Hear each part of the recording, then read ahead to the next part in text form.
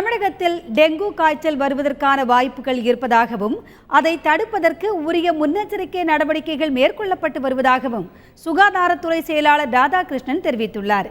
சென்னையில் இன்று செய்தியாளரிடம் பேசிய அவர், வெள்ளம் பாதிக்கப்பட்ட பகுதிகளில் கொள்ளை நோய்கள் எதுவும் ஏற்படவில்லை என்றார்.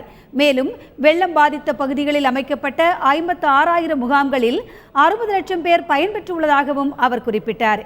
மழை காலங்களில் இருந்த டெங்கு அபாயம் தற்போது குறைந்துள்ளதாக கூறிய அவர், தொடர்ந்து டெங்கு காய்ச்சல் வருவதற்கான வாய்ப்புகள் இருப்பதாகவும் கூறினார்.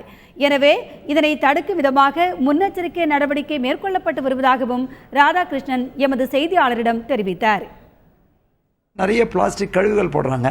அதில் தண்ணி தேங்கும் போது இந்த டெங்கு, கொசு புழு மற்றும் கொசு முட்டைகள் அதிகமாக பெஞ்ச மழையினால் கம்ப்ளீட்டாக ஒழிக்கப்பட்ட போதிலும் மீண்டும் வரதுக்கான வாய்ப்பு இருக்குங்கிறது தான் நம்மளோட நிபுணர்கள் மற்றும் சுகாதாரத்துறையோட கருத்தை இதை தடுப்பதற்கு தான் நாங்கள் இந்த விழிப்புணர்வு பண்ணிட்டு பொதுமக்களிடையே இந்த குளோரின் ஒரு பக்கம் பண்ணிட்டு இருக்கோம். தண்ணியால் ஏற்படக்கூடிய டெங்கு போன்ற கொசுவால் ஏற்படக்கூடிய நோய் தவிர்ப்பதற்கு இந்த மாதிரி பழைய டப்பாக்கள் இதையும் கிளியர் பண்ணுறதுக்கும் நல்ல தண்ணியை மூடி வைப்பதற்கும் மீண்டும் அந்த விழிப்புணர்வை நாங்கள் தீவிரப்படுத்தியுள்ளோம்.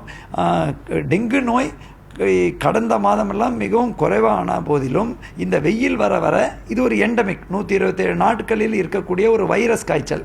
அதனால இதற்கும் நாங்கள் முன்னெச்சரிக்கை நடவடிக்கை எடுத்துன்னு வந்தோம்.